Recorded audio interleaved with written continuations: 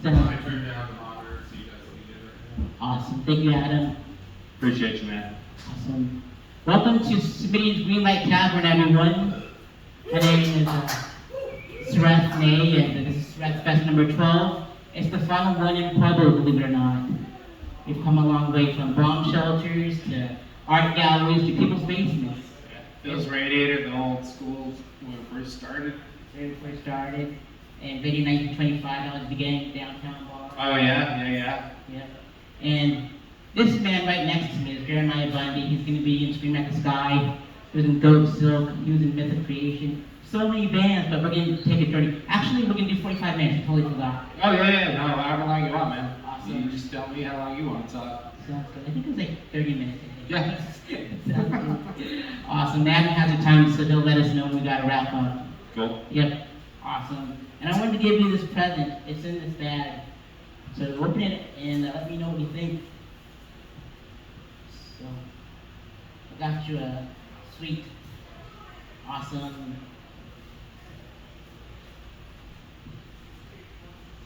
Sareth Fest shirt.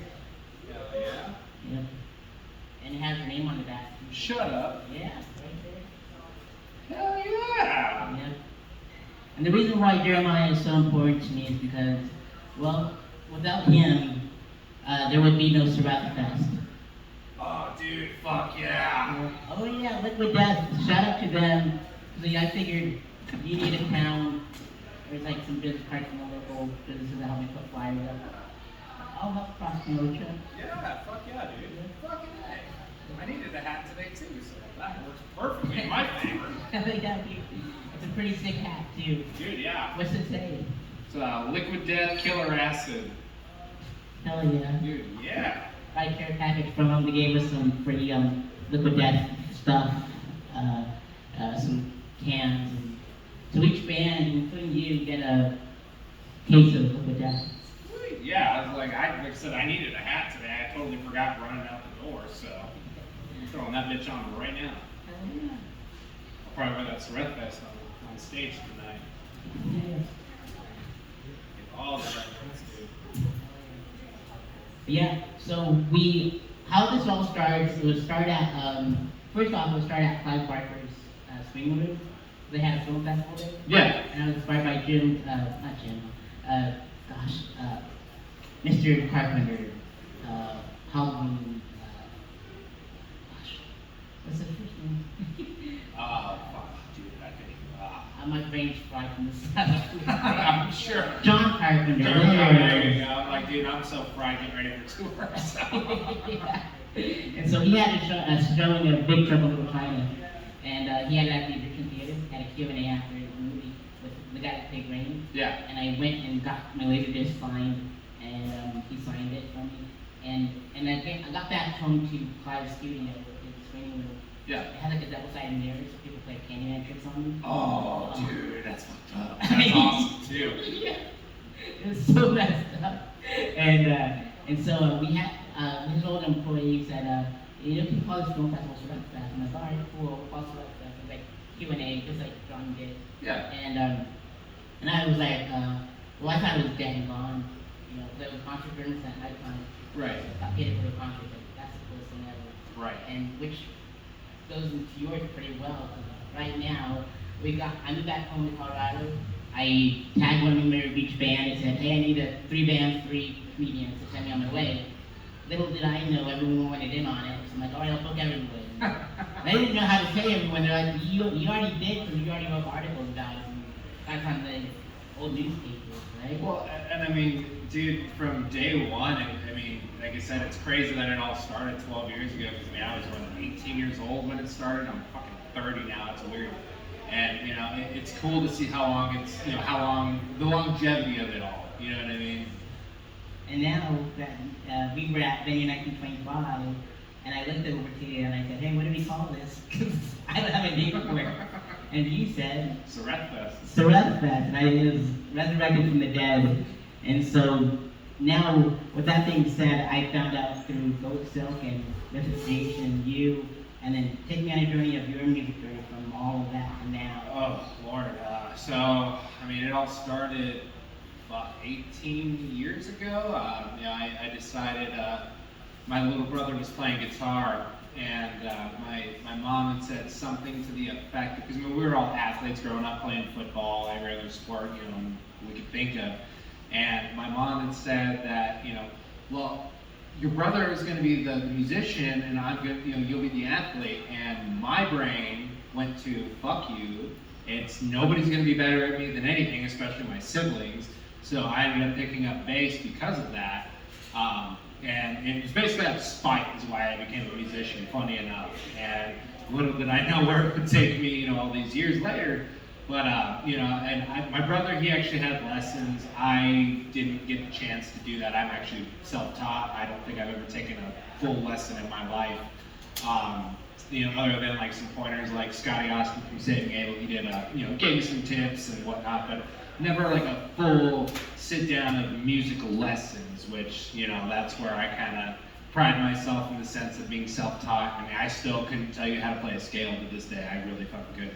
But you give me a song, I can learn it in, 20 minutes. So, and not long after I got my first bass, I was going to church with a dude named Derek Peasley, and he, was in a band, it was a small little garage band at the time, and he said he needed a bass player, and I had just started learning bass. I mean, I was probably like 4 months into teaching myself, and, I was like, I could play bass, I couldn't play for shit, and, so, I went over to his house, we started jamming, we kind of had, shitty little covers that we did, being little teenage kids, and, we ended up finally finding Justice, who was our drummer in that, and it finally went into a life of its own. We were One Time Legacy, and from there, we kind of did the Pueblo music scene, the Springs. We actually were one of the very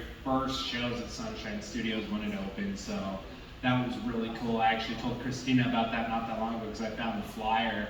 And I was like, do you remember this? And she's like, oh my God, that was a long time ago. I was like, yeah, I think it was like the 3rd or 4th show ever at Sunshine Studios. Back before they did all the renovations and all the cool things they've done. And, from there we did Battle of the Bands up in Denver, which we actually did really good at. And, from there it kind of just fell apart. I think we were just, young and wanting to go each our own ways in the sense of musically. Derek wanted to go a certain way, me and Justice wanted to go a certain way, and so we kind of split up from there. And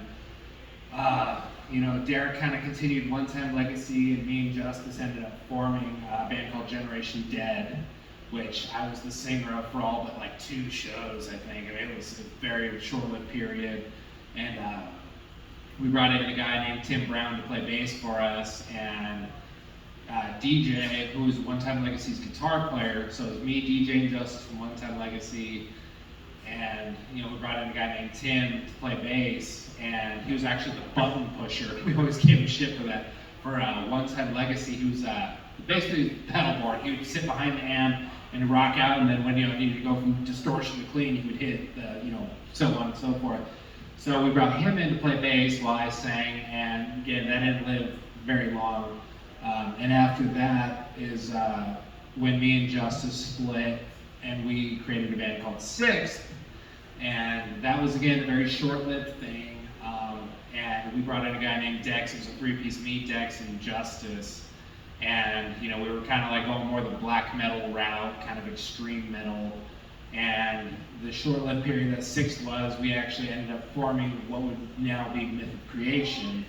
And it was me, Justice, Robert, which I brought in, he was a high school buddy of mine, and I remember actually then wanting to bring in another guitar player because Dex played guitar and sang, and I was like, well, I know this guy named Robert, and we all went to high school together other than Dex. Dex went to East, and we went to South, and so I was like, yeah, I know Robert, and he was a year younger than me, and I was 2 years younger than Justice, and it was funny because I remember them, no, we're not bringing this young kid in, yada, yada, and well, even to this day, Robert is still Myth's guitar player, which is cool to see because it's like, yeah, I vouched hard for Robert on that one.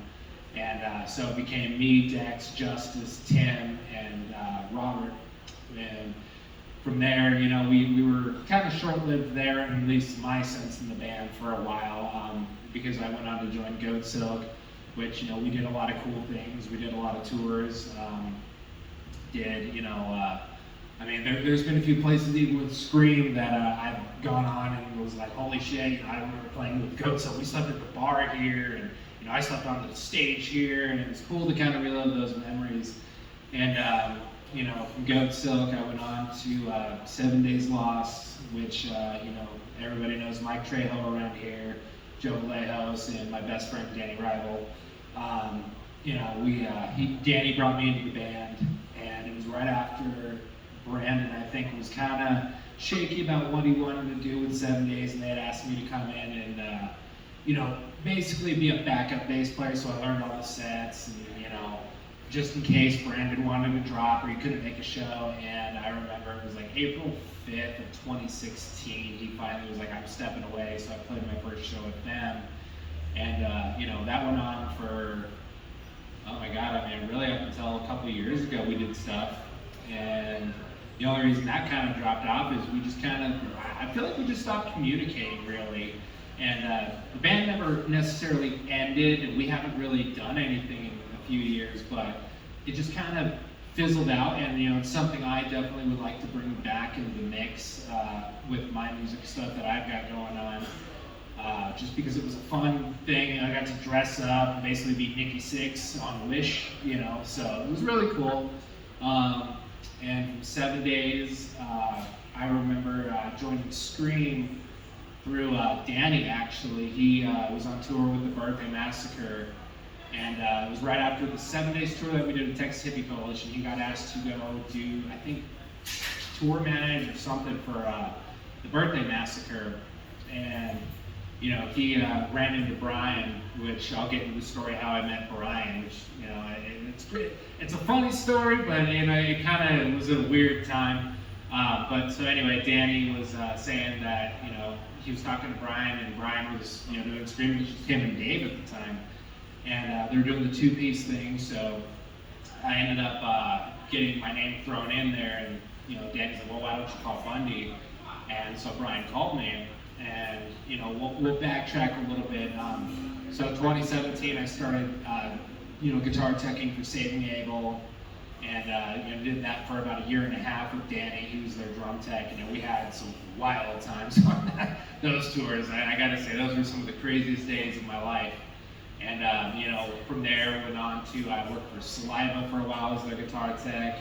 And 2019, I was on tour with Saving Abel again as their guitar tech. And Jaron Galino from Tantric, we were on tour with Tantric, and I want to say it was Pueblo, but I can't be sure. But anyway, he had asked me, he's like, what are you doing this coming up year? And I was like, nothing that I know of. So he asked me if I would go on the Mudfest tour with them, which was, you know, Puddle of Mud, Trapped, Saliva, Saving Abel, Tantric. And I was like, yeah, dude, just let me know. And so ended up getting onto that later in the year with them. I worked for Tantric and Puddle of Mud, which I gotta say, everybody who gives Wes shit, you know, to each their own, but I personally love Wes. He's a great dude. I have not had a bad experience with him. I would go to bat for Wes any day. I know he's kind of had a, you know, troubled past, and, you know, I can't speak on that on his behalf, but, you know, as a friend, I can say truly that, you know, I really enjoy Wes as a, you know, a person, and working for him was an amazing experience. But anyway, so back to the story how I met Brian. I was working for Tantric and Puddle on that tour, and Trap's guitar tech, yeah, so the guitar tech ended up having to go home for some reason, so they ended up bringing on this other dude, and he only lasted a day because his mom had a heart attack or something. So they had asked me to fill in for a couple shows as Trap's guitar tech. I was like, all right, cool, you know, as long as you pay me, right on. So, you know, for a few shows, I was working for Trapped, Tantric, and Puddle of Mud. And, you know, right after I did those few shows, Brian actually ended up coming into the fold. They ended up calling him. And it was a very bad time for Brian to join up with Trapped. Only reason I say that is because that's when all the crazy shit with Trapped started to come out. Yeah. And so, you know, me and Ian Karabi from Tantric's drummer at the time, we were walking around and, you know, somebody came up to us, one of the fans were like, so who's the N-word band? And we're like, what do you mean? And, you know, none of us knew anything that was going on at the time. And so it ended up coming out, you know, with all the Traps crazy stuff, and Brian came in right at that time. So like that whole time, you know, it was like you came into the wrong camp at the wrong time. You were exiled basically. And you know, we just didn't want anything to do with them, just because we didn't want any bad association with our camps, because it's like that's, you know, we're not that group. And so when it came to that, it was funny because I remember me and Scott Roberts, Saliva's guitar tech, we ended up running out of weed at one point, and here Brian comes with his blunt, and we're like, how the fuck does this guy still have weed? So obviously, you know, being stoners, we kind of like buddied up with him. We're like, hey, you know. So that's how me and Brian ended up becoming friends initially. And at the end of the tour, Brian was talking to me, you know, because this was months later. That tour lasted like 7 or 8 months. And so coming to the wind down of everything, I remember Brian was packing up all trap stuff, and he was saying that he was starting a band at the time. And he would send me all the tracks, which I still have the email from Brian back in 2019 saying he was going to start this band. And he was like, it's called Scream at the Sky, and you know, I have like 4 tracks written with it, yada yada yada. I was like, cool, send me the stuff. And again, like I said, I still have the email to this day with all the tracks. And it ended up, you know, COVID hit at that time, and I just ended up losing touch with Brian. And you know, we had each other on Facebook, but it never really, you know, went on to become more than what it was until Danny came around and was on tour with Birthday Massacre, and you know, 2023 hits, or 2022, I don't fucking remember, 2022. And you know, was on tour with Birthday Massacre, and he threw my name back out to Brian. He's like, oh shit, I forgot about him. So Brian hits me up and asks me if I wanted to do it. And you know, here we are 3 years later, still in the Scream era of things, which, you know, we've done a lot of cool things. We did The Gathering of the Juggalos, which I mean, I like ICP's music, but I've never been the Juggalo kind of dude. But once we went to The Gathering, I see the draw of why everyone became Juggalos, because it's like that is its own world out there, man. Like, I mean, you have people selling drugs at stands. You have people walking around naked. You have, you know, talent shows. You have parties going on all hours of the night. You have wrestling at 2 a.m. You got bands playing, you know, from noon until, you know, 10 o'clock at night. I mean, it's just this never-ending party. I mean, there's movie showings of like horror movies going all day and all night. I mean, food vendors. It's something that you need to experience to believe it, you know, because it's just that wild. But we've done that. We've done a lot of tours together. We've done a lot of cool shows together. You know, even some of the things we've seen outside of music. When we went to Niagara Falls last year, we just so happened to be in that area during the solar eclipse, and it was the Path of Totality. We were right in Buffalo during the Path of Totality. So I mean, you know, we got to see cool things like that, and you know, do all kinds of cool things and build friendships. And I mean, the good, the bad, the ugly. I mean, we've been there, done all that. But you know, I mean, at the end of the day, we're brothers, and you know, we love each other. And we may give each other shit. You may think, you know, oh, well, they don't really get along. No, we get along just fine. We just talk a lot of shit to each other. And, you know, aside that, this year, holy shit, it was this year, oh my god. I did a tour with a band called Embryonic Autopsy, and that was on the Nile 6 Feet Under tour. And that was with Tim King, who is the bass player of Soil, which I've worked with Soil as well, and I became friends with Tim. Working with Soil, because you know, he had Thunderbirds and I always wanted a Thunderbird. Well, it turns out he's a big Nikki Sixx freak, and so am I. And so we kind of have this bond over that, and you know, worked with Tim throughout the years. And he's the one who got me, you know, a bunch of cool gigs like Plush, which, you know, I'm leaving tomorrow with. And you know, he hit me up saying that their bass player this year, their bass player wasn't able to go on their tour with them, so they hired another bass player, and they just weren't gelling with her very well, so they hit me up to go do this. And I was like, well, when do I need to leave? They're like, tomorrow. Oh, okay. So packed my bags and flew out there and got to do a 2-month tour with Embryonic Autopsy, which was, like I said, Tim King of Soil. He was the singer. Scott Roberts, which he was a previous guitar player at Hotep, and he was also, like I had mentioned earlier, the guitar tech for Saliva. That's how I originally met Scott. And a guy named Marco on the drums, which me and Marco became really, really good friends over the brief time we did share together. So much so, he lives in Albuquerque. Anytime he comes up this way to go to Denver to fly out, he'll stop and have lunch with me still. Love Marco to death. But we did that, and it was a crazy, crazy tour. I mean, sold out for the most part, and if it wasn't sold out, I think there was really only one bad show that there was on that entire tour. And it was cool to see the comeback of 6 Feet Under in the U.S. because I think they had said that was their first U.S. tour in, I think, 10 years. And so it was cool to be a part of that. I met Carl from Nile before. He's a cool guy.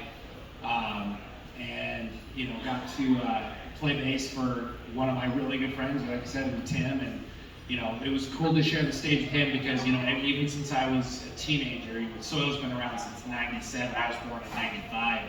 And I remember, listening to interviews with Tim on Kilo and, all this, and watching their videos and kind of drawing a little bit of inspiration from him, mainly Nikki Sixx, but I always liked, the Thunderbirds that Tim played, and becoming friends and finally being able to share the stage with, him. And actually tonight I'm playing the bass that Tim gave me, which is a Thunderbird. He gave it to me on the Embryonic tour. He said that was my tour bonus. And so, I'm playing that not only for, the honor of Tim, but his dog had passed away, which, Tim had a very strong attachment to his dog. So he had Yoshi's, which was the dog's name, he had his sticker on that bass case that I have. So, I was like, I texted him earlier, I was like, hey, I'm playing, that bass you gave me tonight for you and Yoshi, because he just lost Yoshi, I think, 2 days ago. And he was like, thanks, brother, I appreciate that. He's kind of going through a hard time with that, because that was like his kid. He has no kids, and that was his whole world beside music. I mean, fucking, was his best man at his wedding was that dog. And so, I had let him know that I was playing that tonight, and, sticking true to my word. And on the back of it, when he gave it to me, I told him, I was like, you need to autograph it. And just so that way I have that personal connection with that bass. And on the back of it, he put TK, which, is his initials. But, that stupid Burger King commercial, BK, have it your way. He, on the entire Embryonic tour, was stupid as fuck, because every day he'd be TK, have it my way. And so he signed it on the back, TK, play it your way. And, so I, had that honor of playing that bass. And, it's a bass he's taken around the world and played with.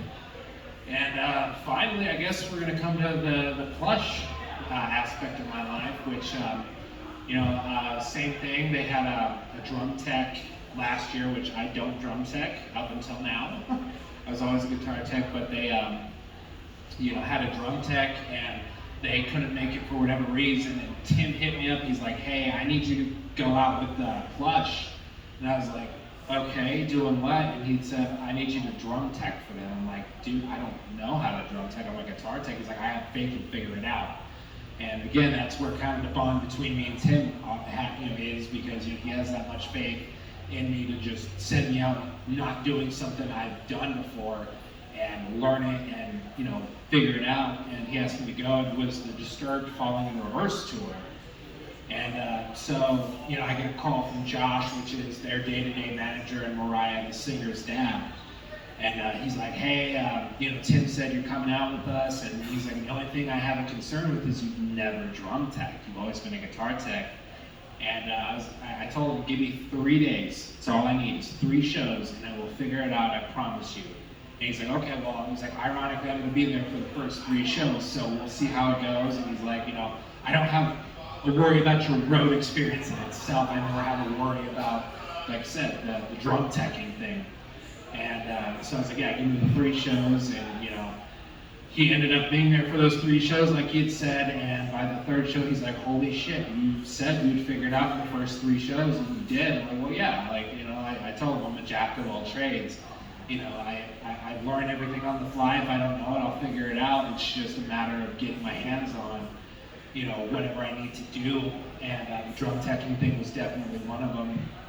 So, like I said, that was the Falling in Reverse Disturbed tour, which was really, really cool because, you know, 6th grade, he was geeking out watching Disturbed every night. And I actually ended up becoming friends with Tyler, the bass player from Falling in Reverse.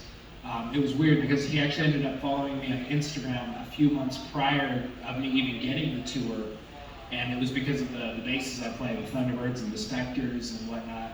And so he ended up following me, and, you know, it was kind of cool because it's like, you know, Falling in Reverse's bass player followed me on Instagram while we're on the tour, and I'm walking by him, and it was like that Spider-Man meme where you just kind of, they're pointing at each other like, you.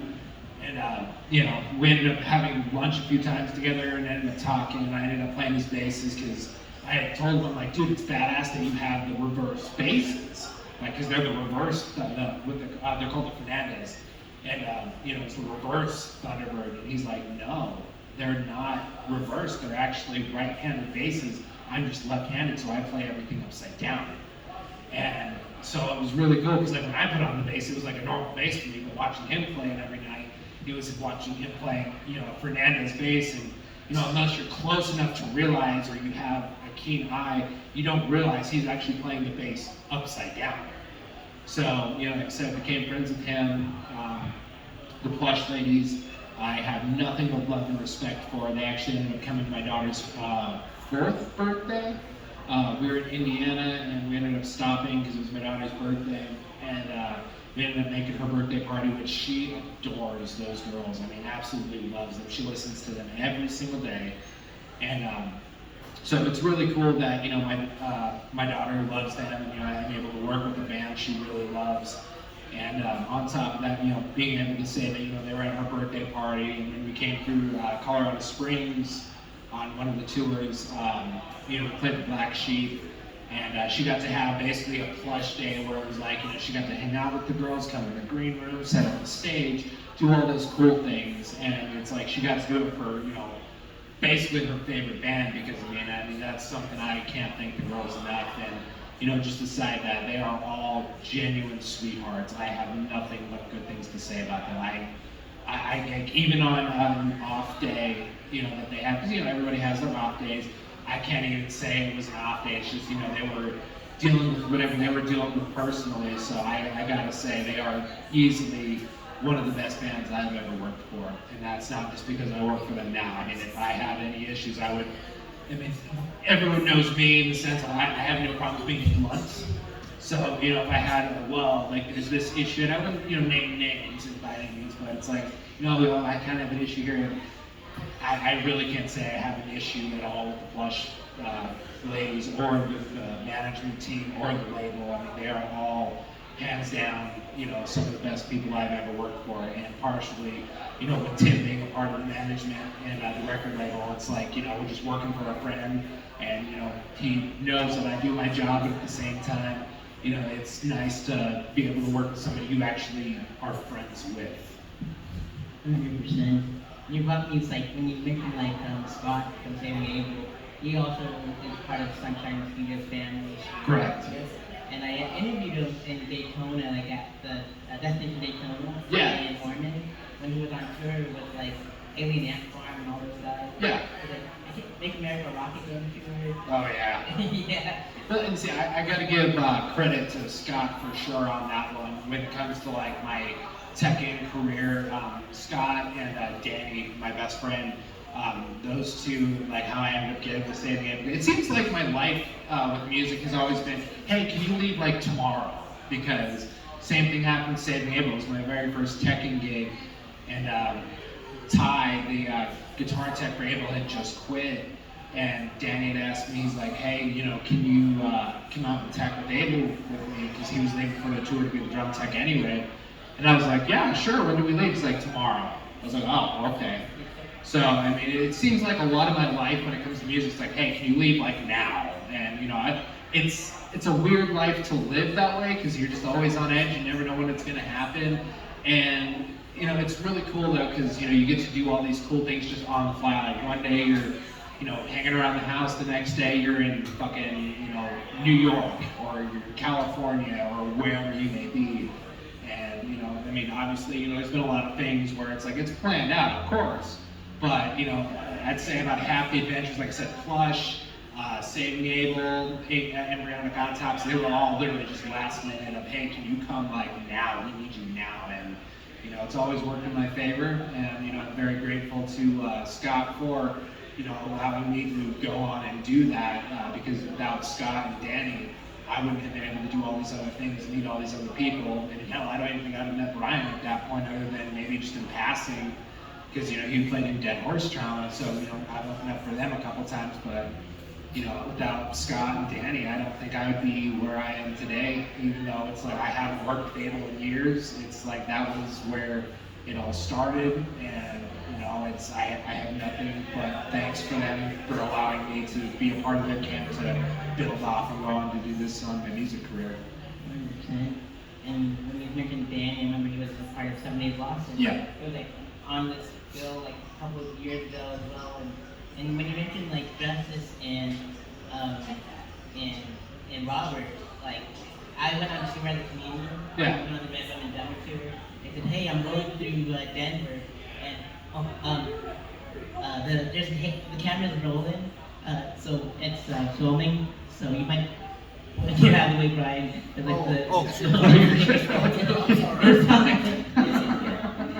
And would you mind checking if it's still filming, Brian? It's still rolling, right? Awesome. Yep, it's still rolling. Awesome. Fantastic. What's the time on it, you know? 32 minutes and 49 seconds. So we got about 4 minutes left. 4 minutes left. Fantastic. Thank you, my man. Yeah. So you're saying about Justice and Robert? Yeah. So my friend Charlie was holding that with all the artwork. Yeah. We went on tour called the Red Rum and Dahmer tour. Because Red Rum from The Shining and Dumb and Dumber. Yeah. We were both filmed in Colorado. And I said, hey, we're gonna go to Denver. We're gonna make a tour stop at the Crypt.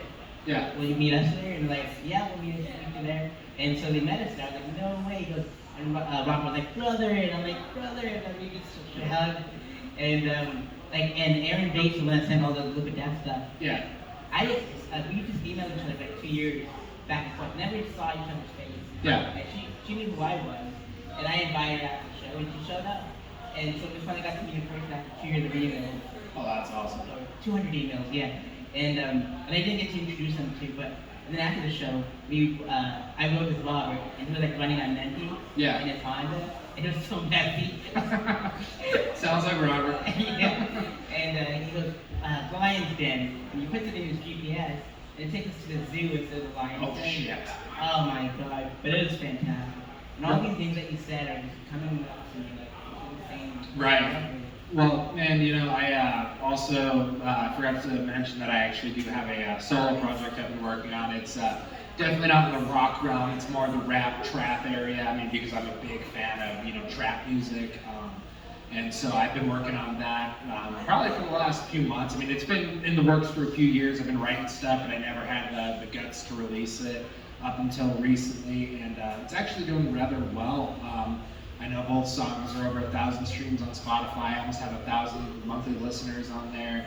And it's called AA Kid, which how I ended up getting that name, because I've had a few people ask me, is my mom, when I was younger, was in AA meetings. And we would always go, you know, to the AA meetings with her, me and my brother. And, you know, there's always a bunch of kids there. They always did like dances, and we'd go bowling afterwards. It was a really cool thing. Like even during the AA meetings, you know, all the kids would go outside and play. And one day I'm driving by the Bolero or something like that, or Sunset Bowling with Danny. And I told him, you know, we used to go bowling here at my mom's AA meetings, you know, all the AA kids. And I was like, holy shit, like I'm gonna keep that.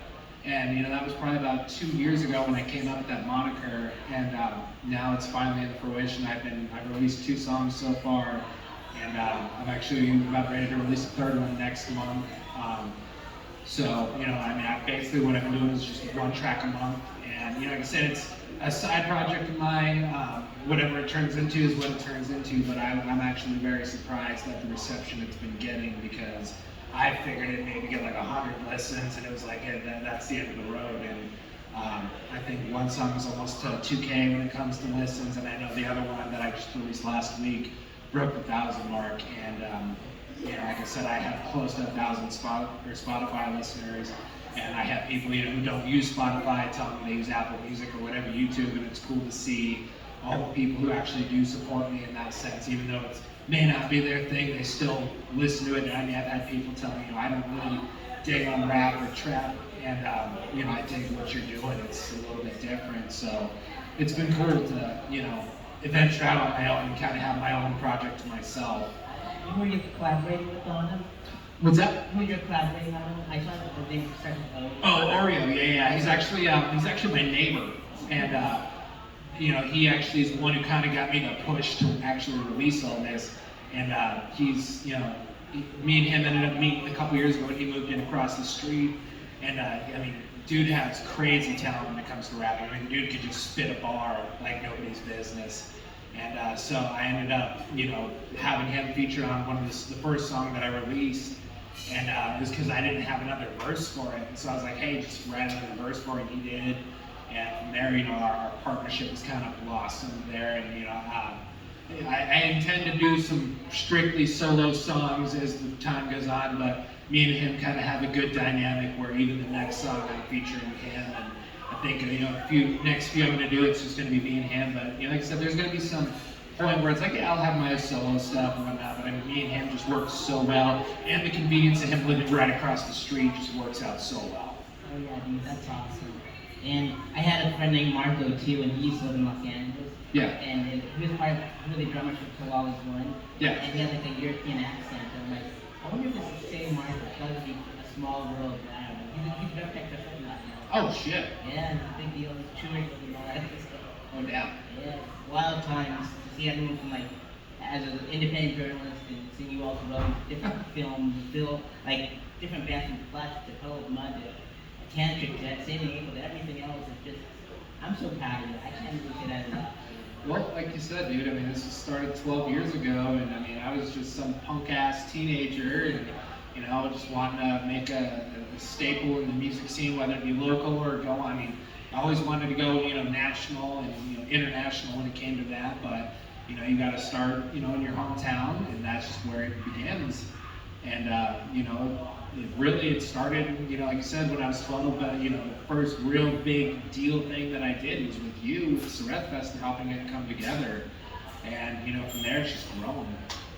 Now it's laying to rest in October, and I'm putting comedy, and my next chapter is playing keyboard in all 50 states, trying to get the top 10. Fuck yeah. Fuck yeah. That's all I want to do now. Fuck yeah, dude. I'm getting off social media, so don't bug me anymore. I know, hopefully one day I can get to that point where I make enough money and just don't talk to me. I can just go out and live in the woods by myself and have a nice little house. But that's high thinking. We'll see. Maybe one day. Maybe when I'm like 60 or 70. So with you being here, being my first guest, and I think we're almost out of time, but everyone's autographing, putting their Herbie Hancocks on the banner. Oh, yeah. May I have your autograph? Of course you can. Awesome. And for Jeremiah, Bundy, Smitty, everyone in attendance for watching and listening, it's going to go on my YouTube channel, Sareth Ney. Tip your bartenders, give for King on the Spot, Punch Kitchen, Liquid Death, Ganton Bar from last night, the musicians, the comedians, and everyone tonight, you all as well. There's going to be a lot of great music tonight. Jeremiah Bundy's playing on Scream at the Sky, and kicking off the music portion is going to be the Harley Nevers. So, yeah, see you in a little bit.